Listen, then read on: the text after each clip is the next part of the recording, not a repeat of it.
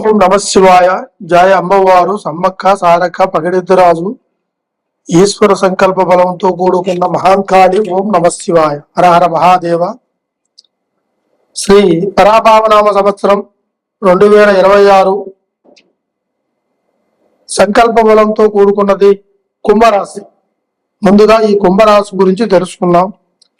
ఈ రాశి గల్ల వారి ఆలోచన, ఆదాయము, ఖర్చులు ఎలా ఉంటాయంటే ఆదాయము ఖర్చు సరే సమానంగా ఉంటుంది. రాజ్యభూజితం 4, అవమానం 2. నక్షత్ర బలాలతో కూడుకున్నది 1, 2, 3 పాదాల్లో వీళ్ళకి దైవ బలంతో కూడుకున్న ఒక సంకల్ప బలం ఏమిటా అంటే ఆలోచన.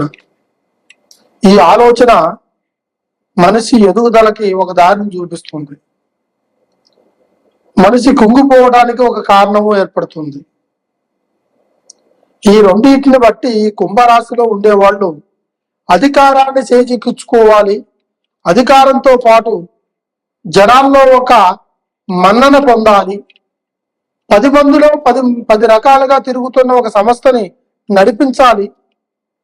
రేపు జనాలకు ఉపయోగపడేలాగా మనం పోరాడాలనే ఒక లక్ష్యం ఈ కుంభరాశి వాళ్ళలో ఉంటుంది. హెల్పింగ్ నేచర్ ఎక్కువగా ఉంటుంది. తర్వాత దీంతో పాటు వీళ్ళకి అవమానం పడే అవకాశాలు కూడా వీళ్ళకి ఎక్కువగా ఉంటాయి. అయినా సరే వీళ్ళు వెనకంచి వేయరు, ముందు అడుగులోనే నిలబడతారు. సంపాదన విషయంలో చూసుకుంటే దైవ బలాల్లో ఈ రాశికి సంబంధించింది 4 చక్ర బంధాలు ఉంటాయి. ఆ 4 ఒకటి తూర్పు దశగా ఉంటుంది. అది ఈశాన వైపు తిరిగి ఉంటుంది. ఆ దశ సంకల్పంలో ఉన్నవారు ఈ రాశిలో ఏ కార్యాన్నైనా సరే అవలీలగా చేసేంత శక్తి ఆ భగవంతుడు ఆ కుంభరాశి వారికి ఇచ్చారు. కానీ చేస్తూనే వీళ్ళు చిన్న చిన్న పొరపాట్లు చేస్తున్నారు. ఏదైనా సరే పార్ట్నర్షిప్ గా ఉండకూడదు. తర్వాత జామీన్ ఒకరికి ఉండకూడదు. మూడోది వచ్చేసి ఏ విషయాన్ని ముందుగా చెప్పి చేయకూడదు. ఈ మూడింటిని వాళ్ళు లైఫ్ లో గుర్తు పెట్టుకుంటే వాళ్ళు రేపు రాబోయే కష్టాల నుంచి, రాబోయే నష్టం నుంచి బయటపడేంత తెలివితేటలు వీళ్ళ దగ్గర ఉన్నాయి ఈ రాశి గల వాళ్ళలో. అయితే వీళ్ళ ఆలోచనలు బంధుమిత్రులతో కొన్ని ఐక్యతా బలం ఉన్నా వాళ్ళు మాత్రానికి గొడవలతోనూ అవమానంతోనూ చేసే ఒక ప్రయత్నాలు ఈ కుంభరాశి వాళ్ళకి జరుగుతుంటాయి. ఇకపోతే ఉద్యోగాలు అంటే చాలా ఉంటాయి. గవర్నమెంట్ ఉద్యోగస్తులు, డిపార్ట్మెంట్ వాళ్ళు కావచ్చు, లేదంటే రెవెన్యూ డిపార్ట్మెంట్ కావచ్చు, రోడ్డు రవాణా శాఖ కావచ్చు, నీటిపారుదల శాఖ కావచ్చు, లేదంటే వీళ్ళకి మండల పరిస్థితులు కావచ్చు. ఇటువంటి గవర్నమెంట్ జాబ్లో ఉండేవాళ్ళు వాళ్ళకి ముఖ్యంగా కావాల్సింది ఏంటంటే ఆ సమయానికి వచ్చిన ఆ మనిషిని ఆ కష్టం తీర్చాలి, ఆడి పనిని పూర్తి చేయాలని ఒక ఆలోచనతో ఉంటారు. అదేవిధంగా ఆ అధికారం నుంచి పై అధికారి వరకు మనిషి మన్నన పొందాలి. 10 రూపాయలతో పాటు వాళ్ళకు ఒక మంచి దారి చూపించాలి అనే ఒక ఆలోచనతో ఈ గవర్నమెంట్ జాబ్ వాళ్ళు పోరాటం జరుగుతుంటుంది. అయితే వీళ్ళకి ప్రమోషన్లు రాక, కొంతమందికి ఉద్యోగాల్లో అధికారంలో ముందుకు రాకుండా, తర్వాత అధికారంలో చేస్తున్నవాడు ఆపోజిట్ గా ఉండేవాడు వీడు పై ఎంచుకు వస్తున్నాడు, వీడు అధికారంలో ముందుకు పోతున్నాడు, వీళ్ళ దిగదార్చాలి, వీడికి రావాల్సిన ప్రమోషన్ పక్కవాడికి పోవాలి అనుకోని చెడు ఉద్దేశాలు పెట్టి చదివించే వాళ్ళు కూడా ఆ ఒక్క గవర్నమెంట్ జాబ్లలో ఉండేవాళ్ళు ఉన్నారు. అదేవిధంగా వీళ్ళకి పై అధికారి నుంచి కూడా ఒత్తిడి వస్తుంటది. వీళ్ళు మంచి చేస్తున్నా కూడా దాన్ని కొన్ని ఇబ్బందికరంగా నడిపించే వాళ్ళు, మధ్యలో ఉండే వాళ్ళు నడిపిస్తుంటారు. అదేవిధంగా ప్రైవేట్ విషయాల్లో ఉద్యోగం లేకపోకుండా ప్రైవేట్గానే చేస్తే బాగుండు, గవర్నమెంట్ రాకపోయినా ప్రైవేట్గా చేసే వాళ్ళు కూడా ఉన్నారు. ఈ రాశిలో వీళ్ళకి ముందు సంపాదించాలి. వాళ్ళు చదువుకున్న చదువు ఏమిటి, వాళ్ళు ఎంచుకోవాల్సిన ఉద్యోగం ఏమిటి, ప్రస్తుతానికి వాళ్ళకి దొరికింది చాలే అనుకుని సర్దుకుపోయే విధానం ఏమిటి? ఈ మూడింటిని ఆలోచించి చూస్తే ఆ కష్టం చేసేవాడికి ఆ విలువ తెలుసు కాబట్టి ఏ ఉద్యోగాన్నైనా సరే పరిపూర్ణంగా మనస్ఫూర్తిగా తీసుకుంటాడు ఈ రాశిగల వాడు. అయితే ఈ కుంభరాశిగల వాళ్ళలో ఆలోచనలు గట్టిగా బలంగా దృఢంగా ఉంటాయి, కానీ ఏదైనా సాధించాలని ముందుకు అడుగేస్తుంటారు. దాన్ని వెనకడుగు లాగటానికి చాలా మంది లాగుతుంటారు. అది ఇంట్లో వాళ్ళు కావచ్చు, బంధుమిత్రులు కావచ్చు, బయట కావచ్చు, ఆఫీసులో కావచ్చు, అధికారంలో కావచ్చు. అదేవిధంగా ప్రమోషన్ల సమయంలో కూడా వీళ్ళకి కొన్ని ఇబ్బందులు కలుగుతుంటాయి.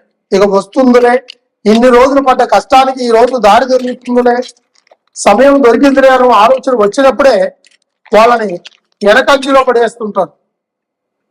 కేవలం మనిషి చెడు ఆలోచన బట్టి, మనిషిని ఎదగనీయకుండా చేసే ఒక ప్రవర్తన బట్టి, మాట తీరును బట్టి, ప్రయోగం బట్టి, మనిషి కంటి చూపును బట్టి ఈ ఎఫెక్ట్ అంతా ప్రతి ఒక్క ఉద్యోగస్తుడు కానీ ప్రైవేట్ ఉద్యోగస్తుడు కానీ జరుగుతూనే ఉంటుంది.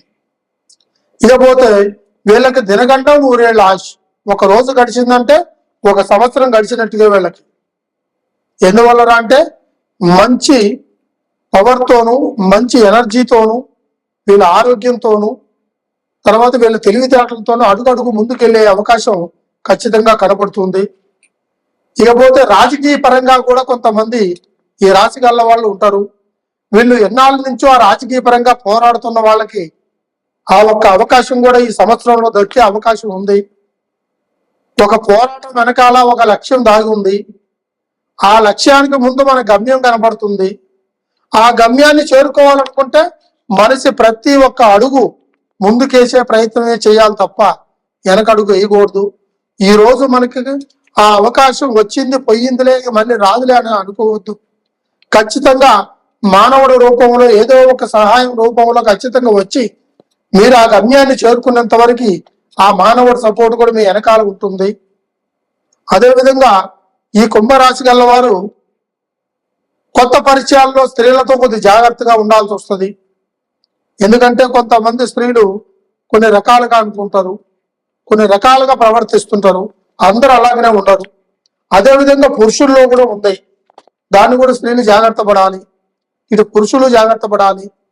ఎవరిని ఎక్కడ ఉంచాలో, ఎవరితో ఏ విధంగా మాట్లాడాలో తెలుసుకుంటే ఈ రాశి గల వారికి రేపు బంగారం లాంటి భవిష్యత్తు ఏర్పడే అవకాశం ఉంది.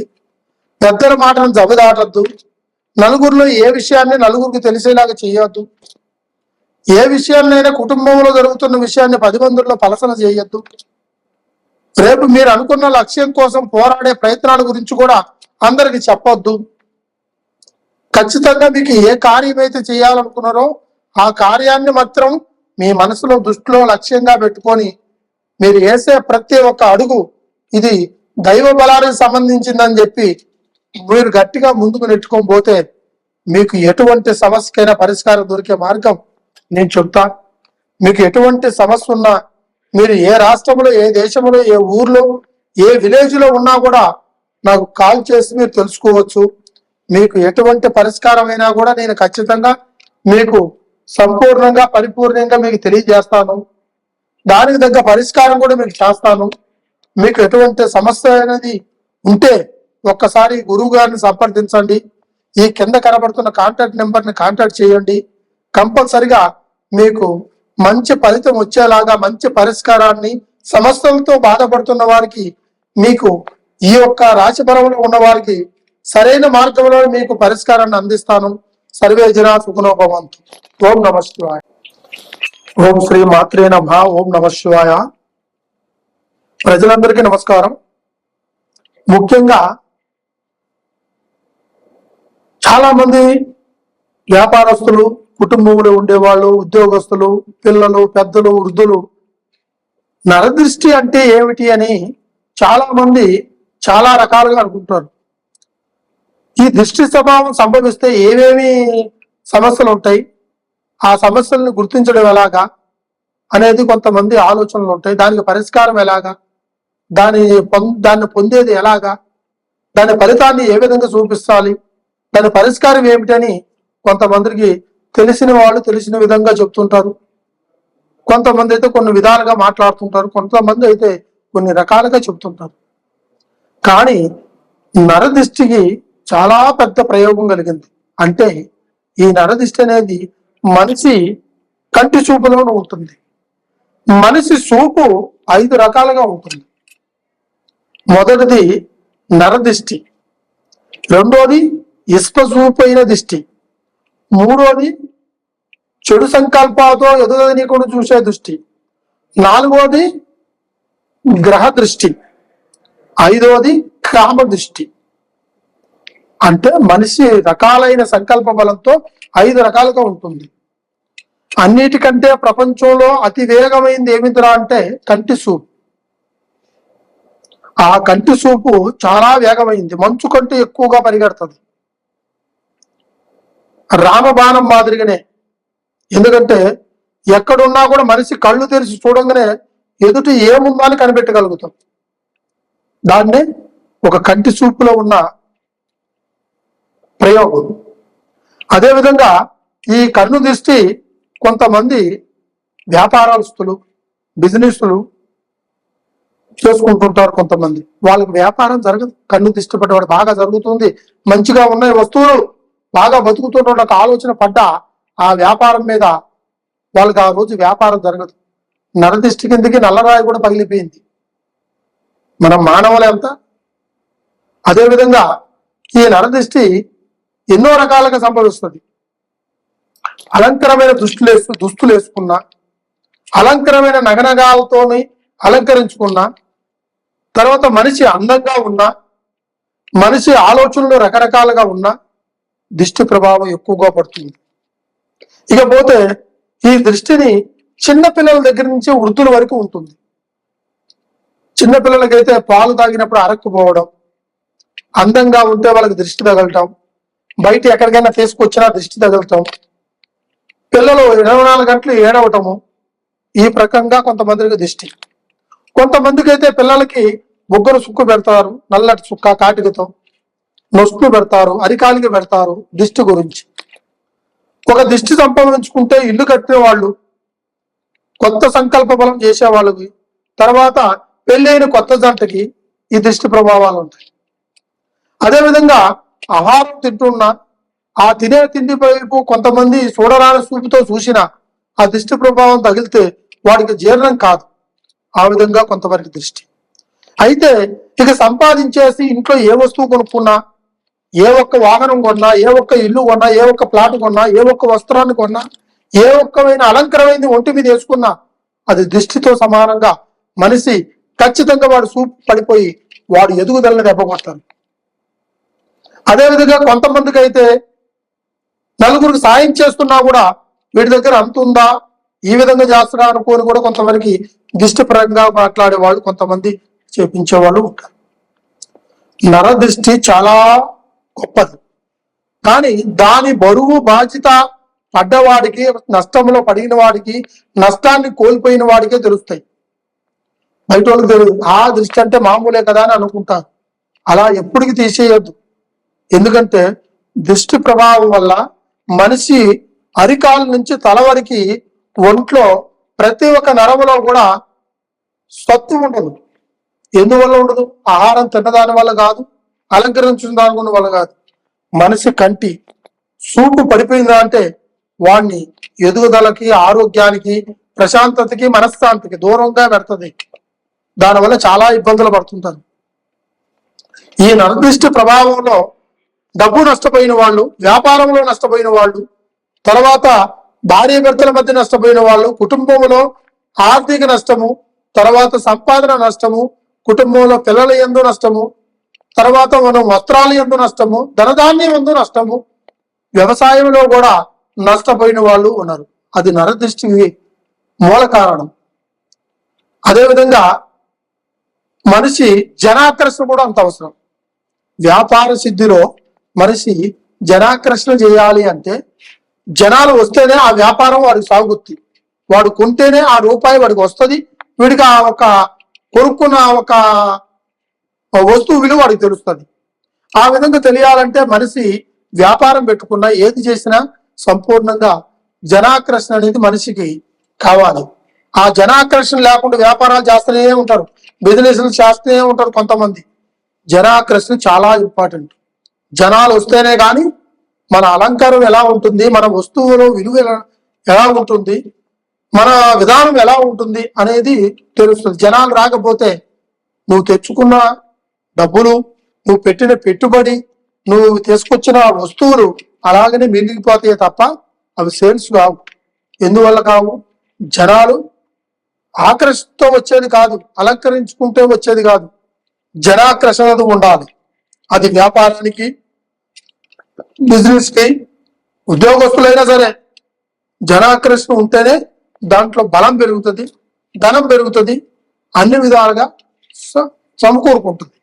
కాబట్టి మీకు ఎటువంటి సమస్య ఉన్నా, ఎవరికైనా ఇటువంటి నరదిష్టి ప్రభావం కానీ, వ్యాపారంలో జనాకర్షణ కానీ, వ్యాపారంలో నరదిష్టి కానీ, బిజినెస్ లో నరదిష్టి కానీ, కుటుంబంలో నరదిష్టి కానీ, ధనం నిలబడకపోయినా కానీ కొన్ని సమస్యలతో కూడుకొని ఉండుంటే ఒక్కసారి ఈ గురువు గారిని సంప్రదించండి. ఈ కింద కనపడుతున్న కాంటాక్ట్ నెంబర్ని కాంటాక్ట్ చేయండి. కంపల్సరిగా ఈ నరదిష్టి గురించి, జనాకర్షణ గురించి, మీకున్న ప్రాబ్లం గురించి నేను చెప్పి ఆ ఒక పరిష్కారాన్ని కూడా చేస్తాను. సర్వే జనా సుఖనో భవంతు. ఓం నమః శివాయ.